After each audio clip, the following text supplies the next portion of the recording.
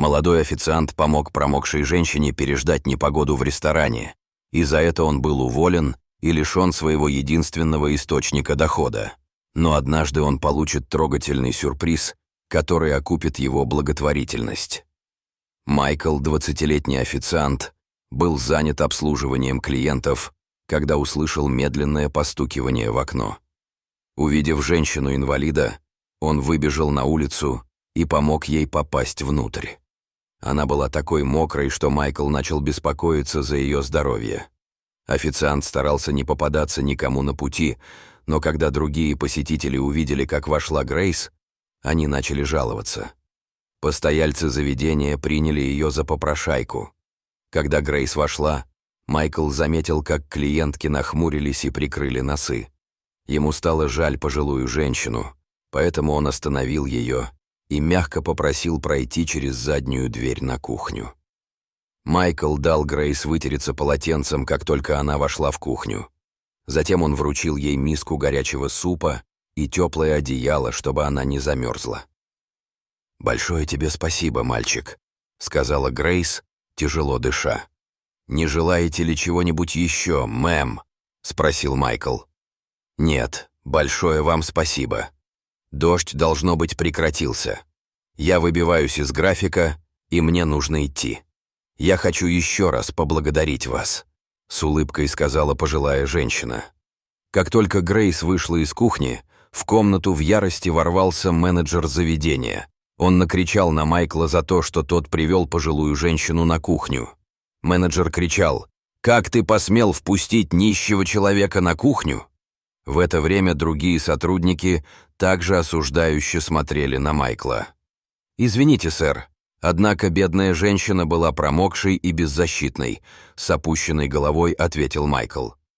«Вы считаете, что это убежище для попрошаек?» Не переставал кричать начальник. Майкл оставался неподвижным. Хуже всего было то, что никто не предложил ему свою поддержку. Тогда менеджер сообщил Майклу, что его увольняют. «Я умоляю вас, сэр, не делайте этого. Я не могу потерять эту работу. Мне нужно купить лекарство, потому что дома заболела моя мама», — умолял Майкл. «Тебе нужно было хорошенько подумать, прежде чем впускать эту странную женщину в ресторан. Немедленно уходи и не возвращайся», — крикнул менеджер. Майкл был настолько унижен, что ему пришлось покинуть ресторан с разбитым сердцем. На его доброту никто не ответил, что заставило его чувствовать себя еще хуже. Он уже собирался покинуть ресторан, всхлипывая, когда Грейс внезапно снова появилась. «Я все слышала, дорогой, но ты не поддавайся унынию. Возможно, это произошло с определенной целью», — утешала Грейс Майкла. На самом деле Грейс была успешной бизнес-вумен, которая управляла 5-звездочным отелем в соседнем городе.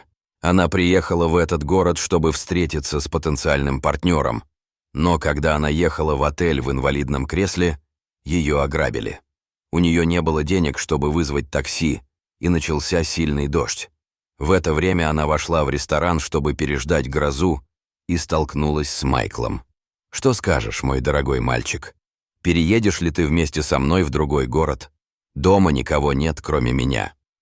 «Давным-давно мой муж скончался, а детей у нас не было. Возможно, ты мог бы присмотреть за мной так же, как за своей мамой?» С надеждой спросила Грейс. Поразмыслив неделю, Майкл решил согласиться. Он был вынужден принять это решение, так как нуждался в деньгах, чтобы содержать свою родную мать. Майкл позаботился о Грейс и переехал к ней. Через несколько месяцев жизнь Майкла снова стала счастливой. Ему не приходилось работать подолгу, как в ресторане. Грейс никогда не думала о нем как о работнике, потому что любила его как собственного сына. Вскоре счастье Майкла рухнуло, когда он обнаружил Грейс мертвой в своей постели. Она мирно скончалась во время отдыха. «Что мне теперь делать, мэм?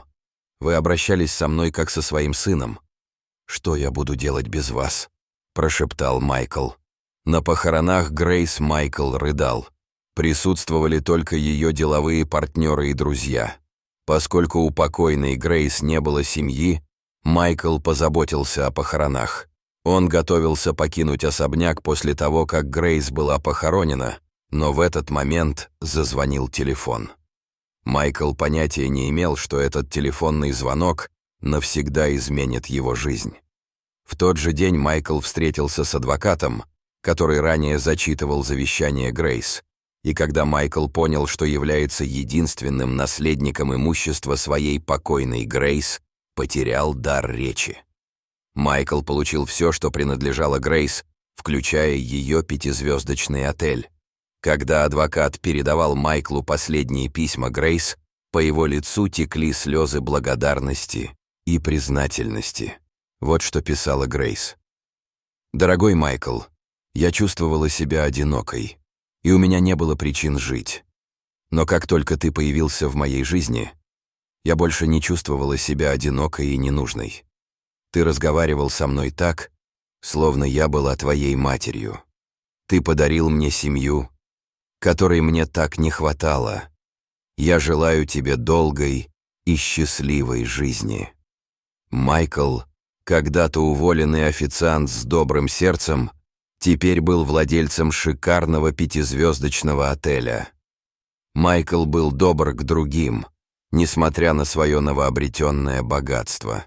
Небольшой акт доброты может оказать большое влияние на мир, и все начинается с того, что бедный официант Майкл потерял работу, проявив сострадание к пожилой женщине, которая промокла под дождем.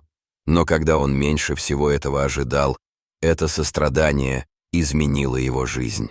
Никогда не смотрите на людей свысока и не выносите поспешных суждений о них, потому что вас могут обмануть ваши собственные глаза. Посетители ресторана были в ярости, когда Грейс вошла в заведение, потому что приняли ее за попрошайку. Начальник Майкла унизил его после того, как он разрешил Грейс доступ на кухню. Вместо того, чтобы посочувствовать пожилой женщине, попавшей в бедственное положение под дождем, менеджер посмотрел на нее свысока. Дорогие зрители, как вы считаете, правильно ли поступил Майкл? Поделитесь своими мыслями в комментариях. А если вам понравилось это видео, то ставьте лайк и подписывайтесь на наш канал.